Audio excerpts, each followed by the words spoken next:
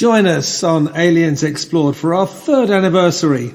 We will be going over some of the highlights from the last year and maybe deciding that some of those topics need to be revisited. These issues are by no means settled, and we might be taking bets on how long it takes before one of us is triggered. If you really want to help us keep on doing what we do, you might consider signing up for our Patreon at patreon.com/Aliens Explored for the paltry sum of £2, rapidly devaluing sterling a month.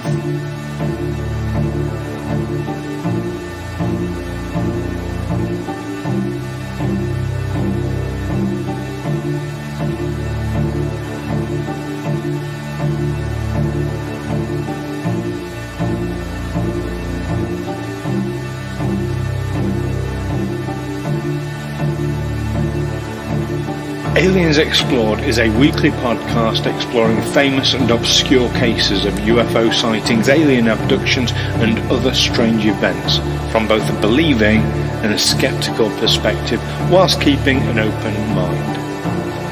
I'm Stu Jackson, a professional actor and amateur ufologist with a particular interest in the crop circle phenomenon. I'll be debating that otherworldly visitations are real. The truth is out there.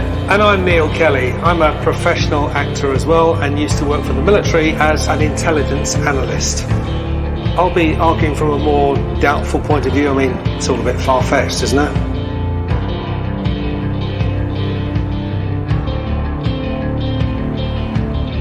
Welcome back, listeners, to this special episode of Aliens Explored, because it is our anniversary episode. This is what party popper, party squeaker.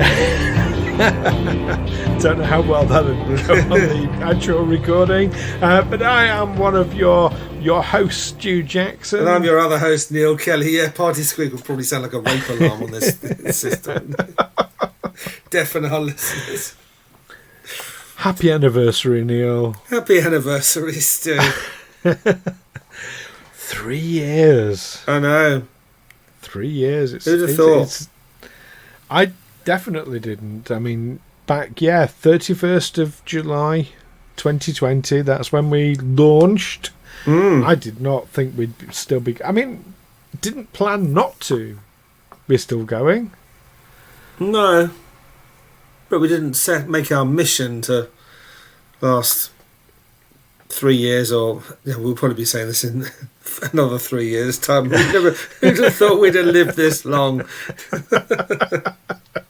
Well, at the time, during the pandemic... Yeah, that was it. Yeah, definitely in question. Every episode could have been our last gasp, couldn't it? You never know. Could have been. Not that we're like particularly morbid like that, but but yeah, no. We started out, of course, just for a bit of fun, something to do during lockdown. Yeah, and this turned out to be way more popular than I think either of us predicted. Yeah. So thank you, listeners. It's keep listening. We'll try and stay interesting. I don't know about you. I get quite a lot of validation from that. Because this I do. Yeah, when I see the figures, I think bloody hell, we've been listened to all over the world. We're just being ourselves when we discuss these things. So it's a nice little ego boost. Yeah. We don't get many of those in our industry, do we? Because even if we get praise, it's for it's for being somebody else other than ourselves, isn't it? Usually, yeah. So you played that villain really well. You played that victim really well. Yeah. So to get praise for just being us. Yeah. That's nice. Nice. So thank you, listeners. It could so easily have gone the other way, couldn't it? Well, I'm saying thank you, listeners. Obviously, I'm excluding those that send us abuse. Oh, yes. There's trolls. This isn't for you. We're not pleased to be broadcasting to you. But we're glad you're keeping our listening figures up anyway. Yeah, even if Absolutely. it is only so that you can tell us we're a pair of idiots. And not that we get much. You know, it's rare, but it stands out because of its rarity, I suppose. Anyway, so today, to celebrate, we're going to look back over the last year. And so something before we do that. So several times, you keep talking about this being season 2. But after today, we're into season 4. Are we indeed? Yes. Okay. So I just want to make that clear right from the outset, right from the beginning of season 4. We're in season 4. We're in season 4. Okay. Yeah. So there we go. Because we had that little hiatus, didn't we, when we were very busy We doing other things. did. For December and January. We did indeed. So so we're not going back too far. We're on episode... This is 142. So episode 102 was our 2-year anniversary. So we only did 40 episodes this last year because of our time off due to playing certain... No. We did a special episode that was unnumbered. So no, we did 41 episodes. Okay. 42 episodes. Oh gosh, I'm losing the plot here. 41 episodes. Anyway, yes. So there we go. I can't count. I'm losing the plot completely. So we launched straight into the year in August with an episode about the Bermuda Triangle. I still have to refrain from singing the Barry Manilow song. I find it quite easy to refrain from singing Barry Manilow. Oh, it is catchy. It's an earworm. Probably a few of our listeners have got that already. Just the mention of it. But the Bermuda Triangle, which is an oddly ill-defined area, isn't it? That by some, depending on who you're talking to. I mean, one part of the triangle will extend as far as the coast of Ireland. You know, it covers the whole Atlantic. So there's a large area for otherworldly phenomena.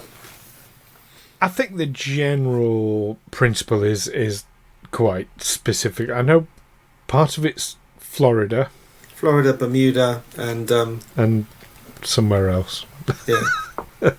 The third bit. It's generally accepted, but as you rightly pointed out at the time, you get just as many disappearances in other parts of the world as you do there anyway. But there just have been these odd stories about whole squadrons of aircraft disappearing and then reappearing years later. Yeah, and it's the radio broadcasts of people talking about vortices appearing, instruments going haywire, that kind of thing. So so definitely an interesting one, that. And the week after, I often feel, well, look back at this one, that I put your nose slightly out of joint. Because we had our first guest of the year on with Amy, because our mutual friend Amy, who I took her and her partner looking at crop circles. Yes, you did. And filmed it. Yeah, I often feel like, because when I was editing it back, you kept saying, and Stu took Amy looking at crop circles without me. You kept saying that. I'm thinking, put your nose out of joint. Behind.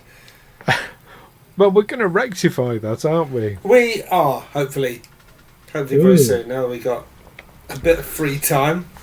Yes, in a matter of weeks.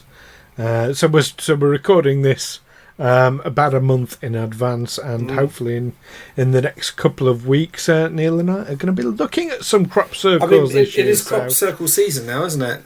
And it has been for a couple of months. And I've got that drone that I've never flown. I'm going to get that out. Give it a try. You're going to bring your drone as well. I'll bring my drone too. Yeah, to verify. Excellent. I don't think it produces great quality picture, but you never know. I'm going to take it over Brockwell Park and have a little illegal fly around just to get used to the thing. Excellent. Well, Wiltshire's a great place to be doing that. So we're going to go and have a look at some crop circles. We'll take the dowsing rods and the EMF reader. Okay. And all the bits and pieces, all the accoutrements. See if we can find some genuine crop circles. I mean, they're all genuine, but is there some sort of hotline like bird watchers have? For certain kind of bird is spotted somewhere. So all the they're called twitchers, aren't there? Is there an equivalent for crop circles? You can phone and say, "Oh, there's been one spotted there," and they can. Not a hotline, but there are certain websites. I tend to use one called Crop Circle Connector. Mm-hmm. That really does, but they have to have crop circles reported to them to publish them. But they stay pretty well ahead of the game. Sometimes it's just a matter of driving around Wiltshire and seeing if you can spot one. I've done that many times. Yeah. Or flying a drone around and seeing if you can. Yeah, depends on the range of your drone. That one. No, I suppose just going up high. He might. Mm-hmm. Oh, you can see quite a good distance when you get to 200 feet. Yeah. So that's definitely something to look forward to as well. And we're also been talking about a trip to Rendlesham Forest, haven't we? We have talked about that too. Yeah. What are we talking? Are we talking about an overnight vigil? We can definitely talk about doing that. Go camping for the night. Yeah. Well, sitting out in the open, just looking at the. That's it. And then in episode 105, we talked about Luis Elizondo, who has been in the media quite a bit since then. Seems to be very polarising. Luis Elizondo. Yeah, the ex-ATIP guy.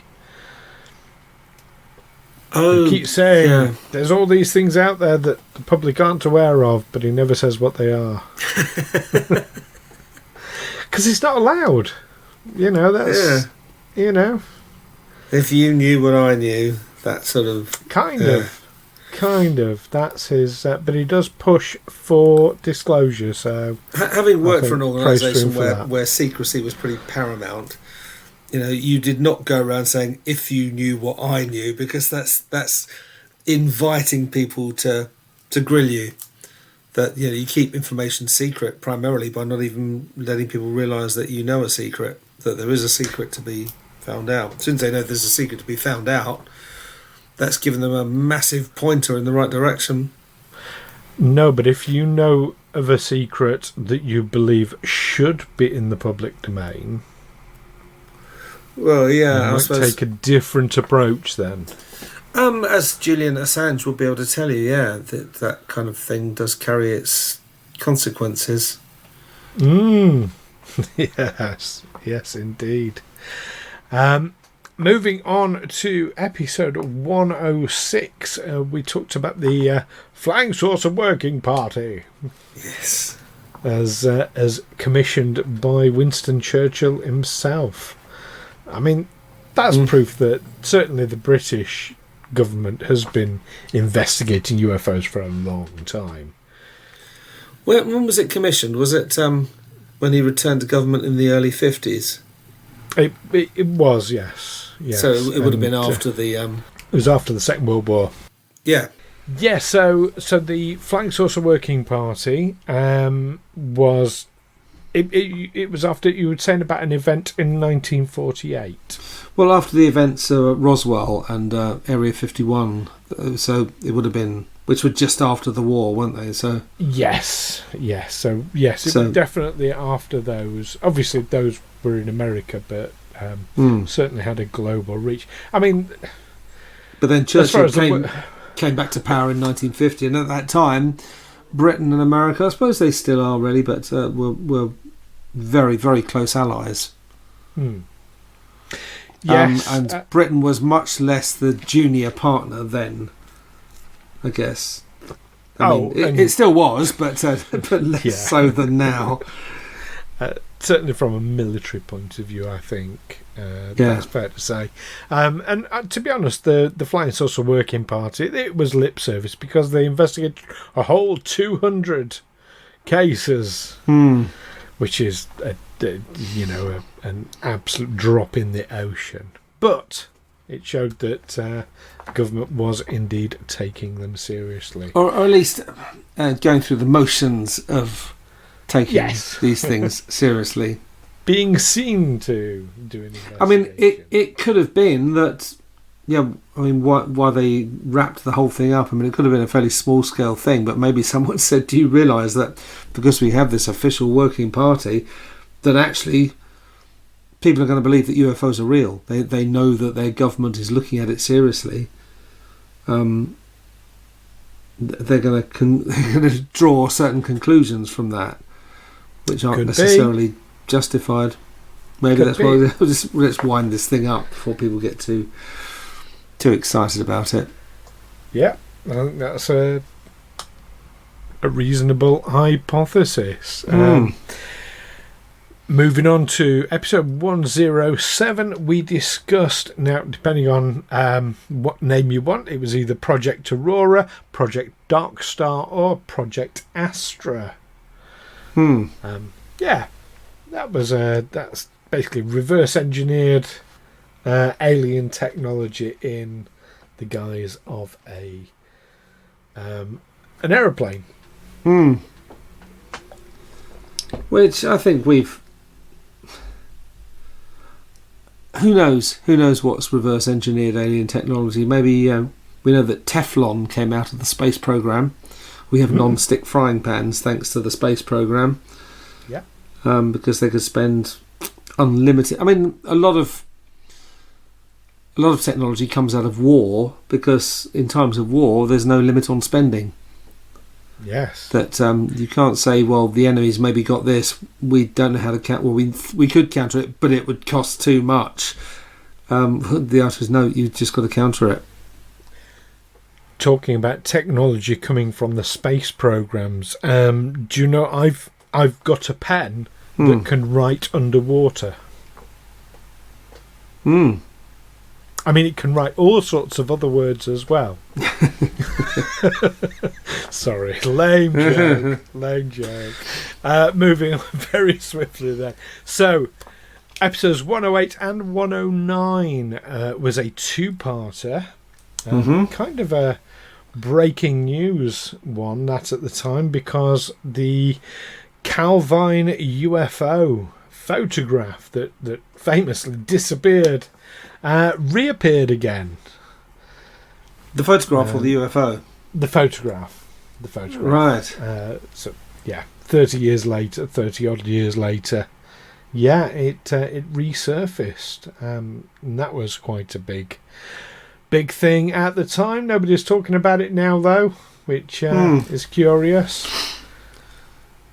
But yeah, that's one of the clearest photos of I'll say UAP that we've ever had to date.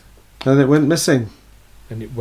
Which is dodgy in of itself. But the fact it reappeared, I still remain convinced that this is part of disclosure happening, little by little, step by step, drip, drip, drip away. As opposed to someone just misplacing it somewhere, misfiling it, and then it remains lost for. I mean, that's how medical records get lost, isn't it? The doctor just it gets dropped behind the filing cabinet or something, and it's only when the office is redecorated they have to move the filing cabinet. Oh, what's this around here? Although 30 years, admittedly, is a long time to go without decorating, but not unheard of in local government circles. No, and it's not just a question of one copy of the photograph went missing. All the copies of the photograph were collected in, and then it was never seen again. Well, that's always going to happen, isn't it?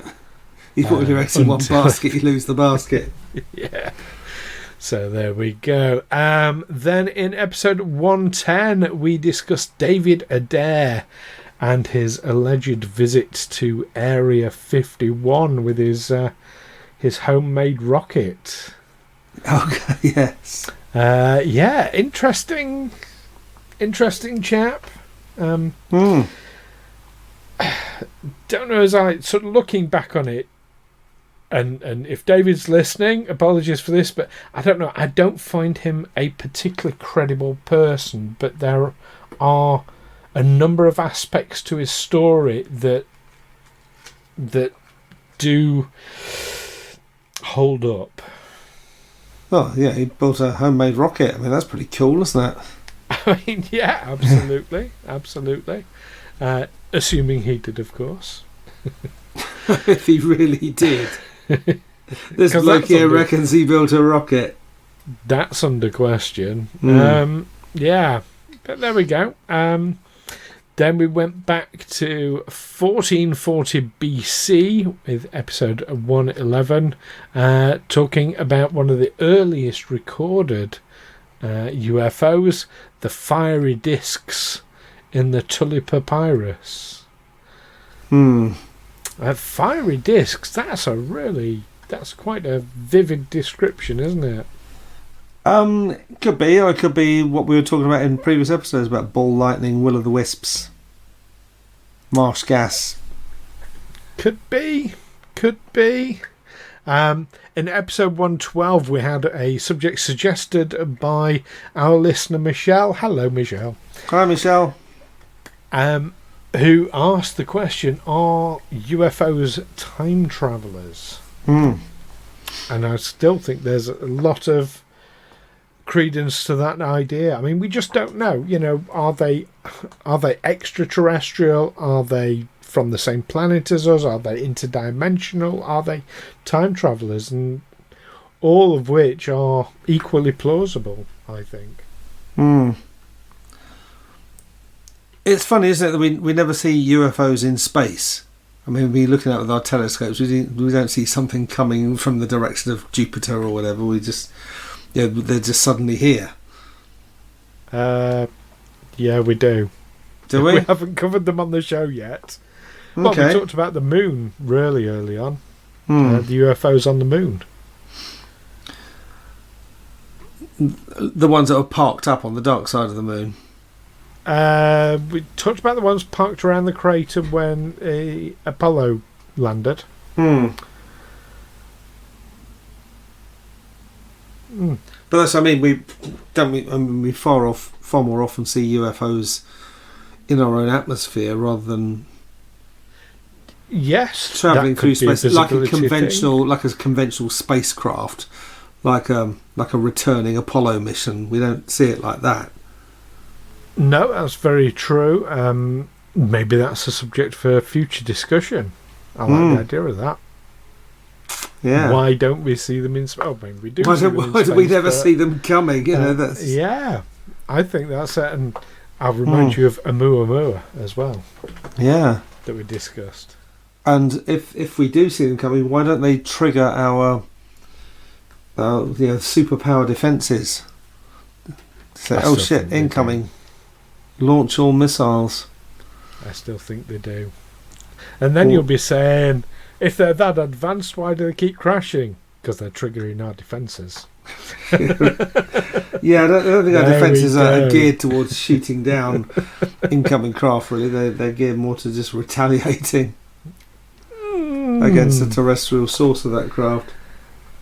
That's a whole topic for discussion right there, I think. Isn't it? Can of worms.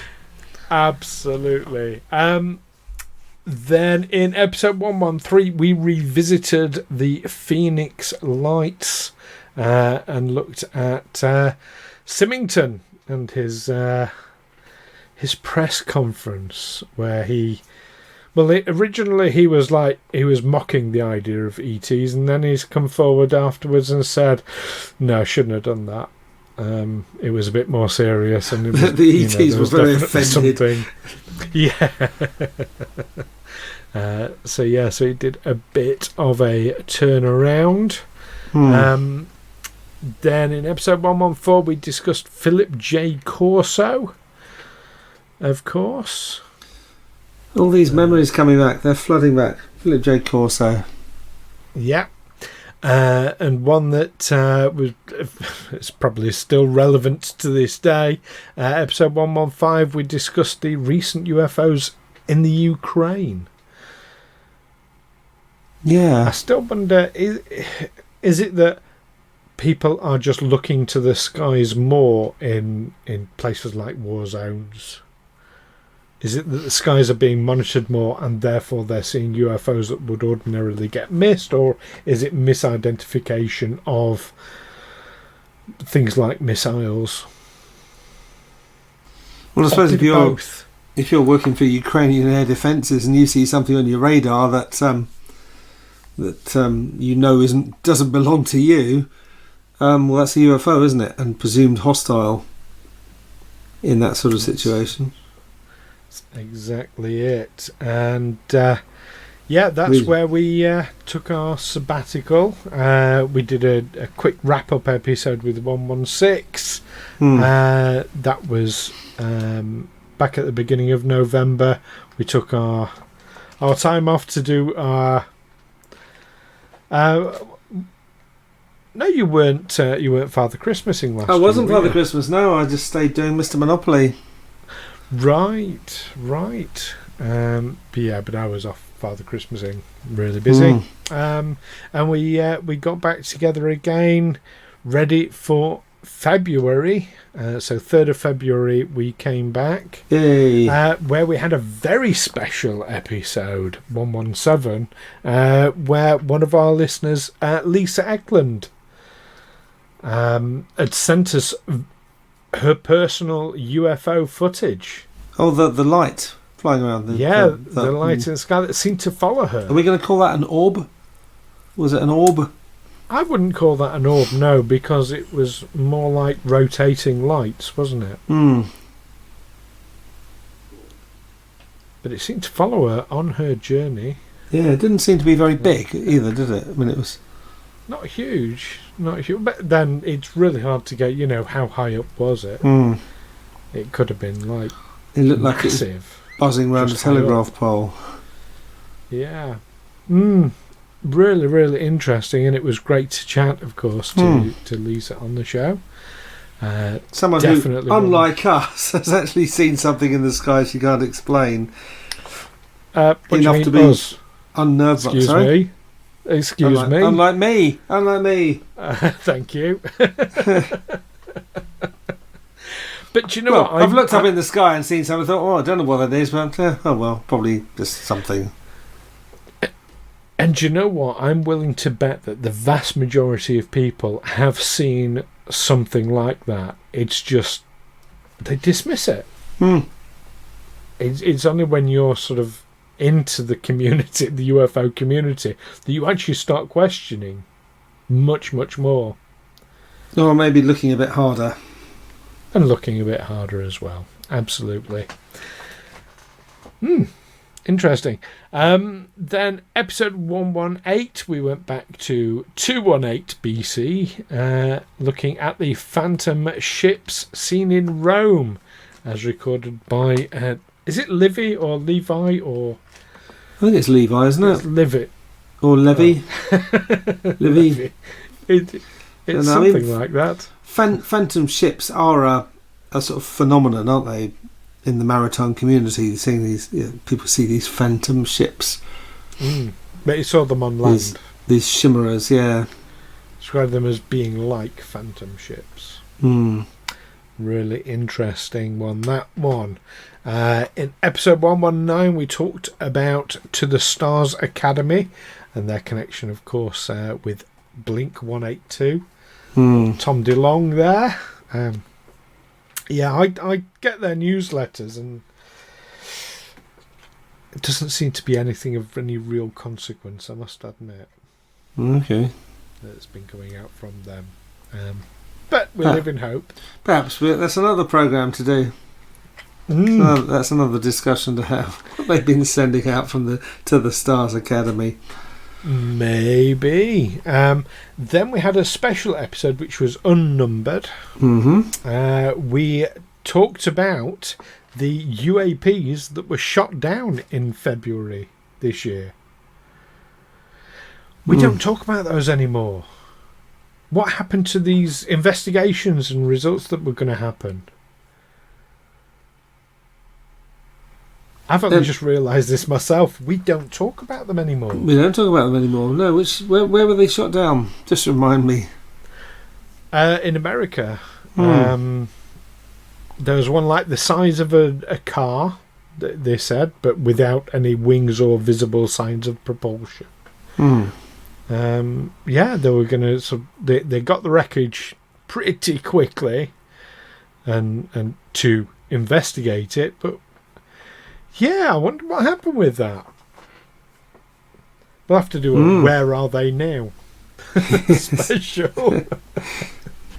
Those shot down UAPs. Yeah, that was really big news back in The whole UFO community was absolutely buzzing about it back at the time. It was on national news and everything. Yeah, we need to revisit that one. Yeah. Speaking of things disappearing, episode 120, we talked about Granger Taylor and his homemade flying saucer. And then he disappeared, but left the flying saucer behind, so he didn't fly off in it. I mean, it wasn't... He did build it as a flying saucer. He built a flying saucer-shaped study. But, yeah. So it's slightly misnomered, that one. A playhouse, really. Flying saucer-shaped. But then he disappeared. Yeah. Oh, I wish him well, wherever he is. Absolutely. Then we talked about Robert Bigelow, who's the new owner of Skinwalker Ranch. And so we mentioned this last episode, maybe we ought to revisit Skinwalker. And I think that's a good idea. But we did talk a little bit about Robert Bigelow, of course, with episode 121. Then 122 we went back to 76 BC and when Pliny the Elder saw a UFO. 123 and 124 was a two-parter. We had the annual UAP report. Oh yes. Which told us nothing. Pretty much what you'd expect. Of course, we only get to see the public version, not the. But the very fact they say, well, this is the bit that the public can consume. As you can see, there's nothing in it, but there's another bit of it that you're not allowed to see. Right, but don't worry, there's nothing in that either. But you're just not allowed to see it. Okay.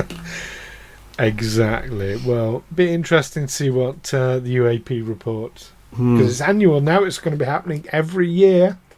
See, this again, the fact it exists tells me we're steps and drips towards disclosure, because now every year you've got a UAP report coming out.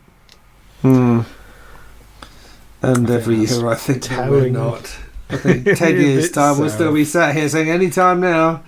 But I don't probably. I'm not saying it's like we're on the verge of disclosure, or because people talk about disclosure as this binary thing, like we're just going to wake up one day and all the governments are going to admit no, we're being drip fed it.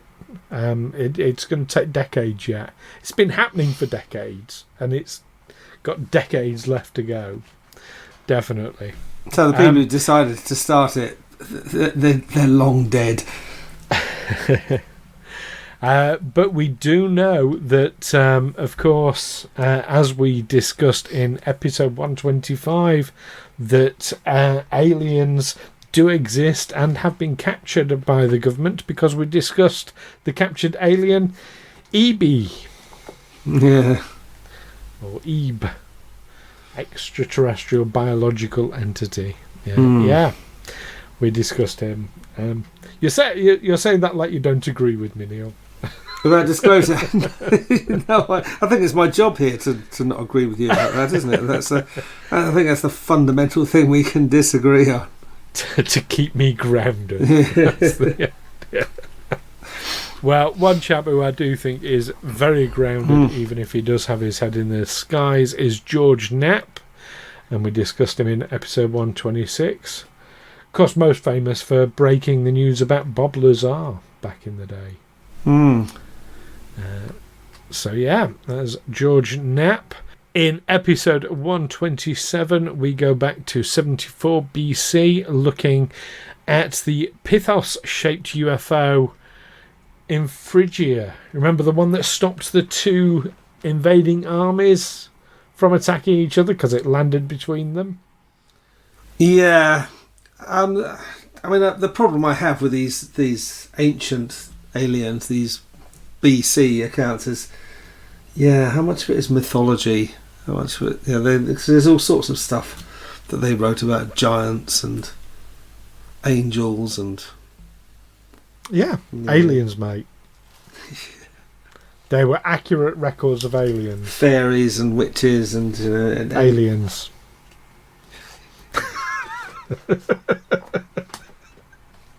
I will die on this hill. I'm probably quite soon, looking at the look on Neil's face. Episode 128, we looked at Project Aquarius, which is quite similar to Project Serpo, wasn't it? That one? These projects all seem to be very similar in their scope, and some of them definitely are. We looked at one that definitely isn't BC because it was only 2008. In episode 129, we looked at the police helicopter that had a near miss with the UFO in Wales. So not even recent history, but nearby to us, relatively speaking. In episode 130 and 131, we looked at the whole phenomenon of the men in black. Who come knocking at your door whenever you claim to have seen something. And they come and tell you that you didn't. Yeah? No, you didn't see anything. Yeah. Because what you think you saw, you did not see, straight from the lyrics of the Will Smith song. We discussed an ancient history one again, the Peruvian Gate of the Gods, or the real Stargate, which I know you remain very unconvinced about.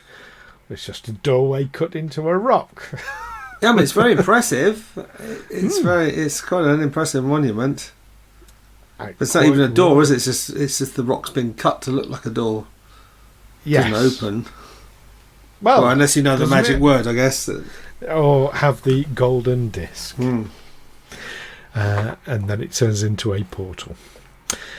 In episode 133, we discussed the National Archives UFO project as set up by Dr. David Clarke and the good work that does. And then episodes 134 and 135 was another two-parter. Now, I got told off for this, for mispronouncing the place name, which I should know better as a Yorkshireman. I got told off by someone from Lancashire, would you believe? Of course. I called it Todmorden. It's not, it's Todmorden. Todmorden.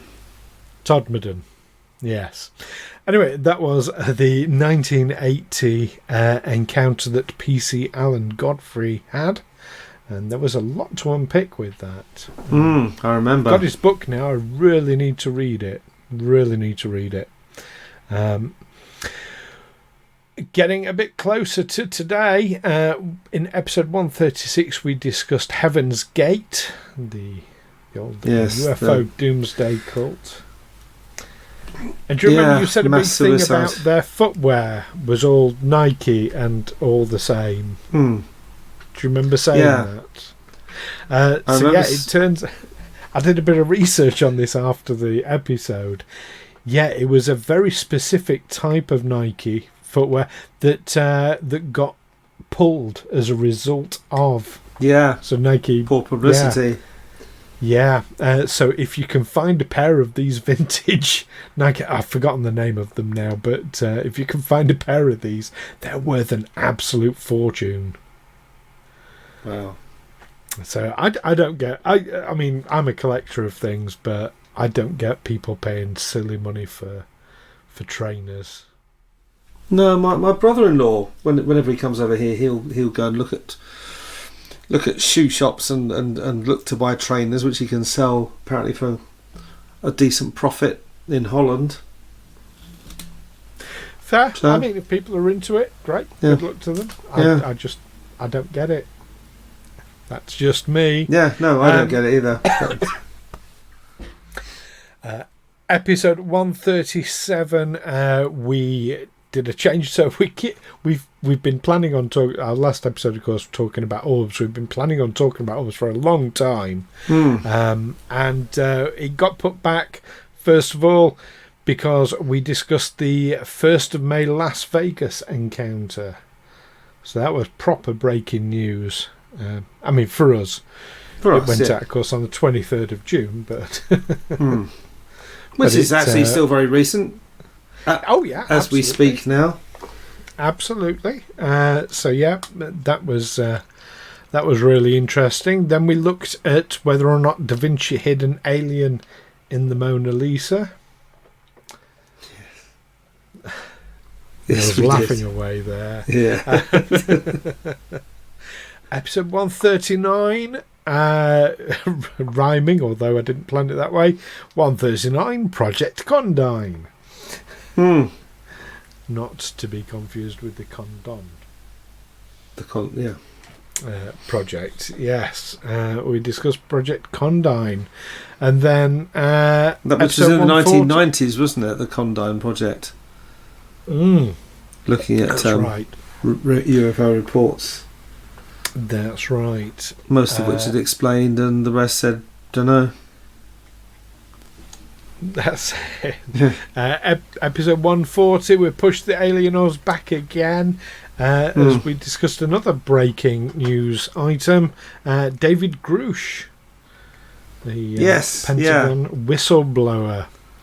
Of course, there have been developments about that since. So maybe that's one we need to... In big trouble? No. Okay. No, he's not. No, he's not. Has he got someone else in trouble? There are other people who have come out in support of what he's saying. Let's put it that way, and let's maybe leave that for a future episode, because I think that'll be an interesting one to revisit. And then, of course, last week, episode 141, we finally got to it. We finally got to the alien orbs. Yeah. So there we go. Anything that you want us to discuss in the year coming up in season 4, Neil? I think we picked up on a few things there, didn't we? Things we've got to revisit. Definitely. Or Skinwalker Ranch. David Grush. David Grush. What's happened to him? Absolutely. The downed UAPs. That no one talks about anymore. There's definitely a few things there. So subjects I've already got planned for us to discuss. Next year is next season, should I say? Talking about Charles Hall and his alien encounter. There's a chap called Albert K. Bender of the International Flying Saucer Bureau. Okay, Albert K. Bender. Yeah. There's a famous UK photograph called the Cumberland Spaceman, which is a photograph looks very much like someone in a spacesuit taken in the 1970s. Planned for us to talk about Mothman at some point, because there are definitely some sort of extraterrestrial potential connections with the what people have seen and described as being Mothman. That's very much folklore, though, isn't it? Folklore and legend, and Well, there have been sightings. I mean, it's like saying Bigfoot is folklore. You do have photographs and sightings that could be interpreted. So maybe, maybe not. That'll be for the listeners to decide. There's a chap called Paul Benowitz who want us to discuss. There was an abduction in Scotland on the A70. A nice one connected with crop circles. There is an artifact called the Roswell Rock. Okay. So this is a Is that basically a small rock, fits in the palm of your hand, that has etched onto it a design of a crop circle that appeared in the UK. And it's an identical design. I thought you were going to say it was a big rock in the middle of Roswell, that this UFO was coming in for a nice landing. It just hit this rock. And no, it was found at Roswell. Okay. So there we go. We'll be discussing that one in keeping with the crop circle connection. I think it'd be a good idea for us to discuss the mowing devil of 1678, what many people consider to be the first recorded crop circle. The mowing devil. The mowing devil. You'll like this. We're going to discuss a famous debunker. And hopefully debunk the debunker. Philip J. Class. We've mentioned him We've come across him as a lot. Yeah. Yes. So I thought, it's time we had an episode dedicated to him. Not dedicated to about him. Yeah. I mean, it's not one of my favourite. I seem to recall that he's the guy they send in when they really want to shut down a discussion about something. The government. Oh yes, that's the one. There is the aerial school UFO incident. I'm going to start rattling through these now because we're running out of time. Skyfish or flying rods as a phenomenon. The Puma Punku and its precise engineering. There's John F. Stratton, J. Stratton. We're going to be looking at some point at the alien structures that exist on the moon, Neil. Okay. That we've seen. Brittany Dodson, who we talked to a couple of years ago, you'll remember. Is it that long ago now? It's over a year ago. Wow. It's got to be over a year ago because we've just run through everything we talked about last year. And she wasn't one of them. But Brittany Dodson suggested that we look at whether Rh negative blood as a blood type comes from extraterrestrials. So we'll be looking at that. An interesting one, when the British tried sacking Washington DC in 1814, did aliens stop that from happening? No, I don't think they did. I think they quite successfully sacked Washington in 1814. So why didn't they succeed in winning? They did.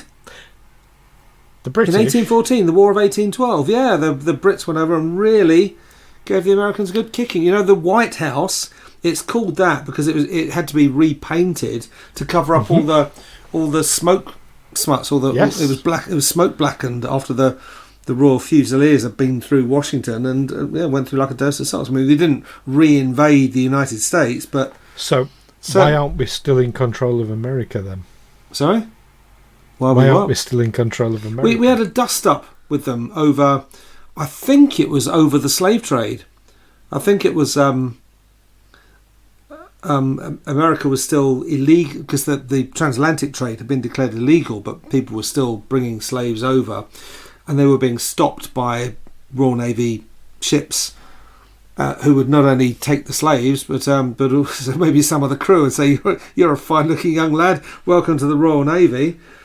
And it turned into a big dust-up, and the Americans really came off worse. Sorry to any of our American listeners. The War of 1812 was not a victory for you.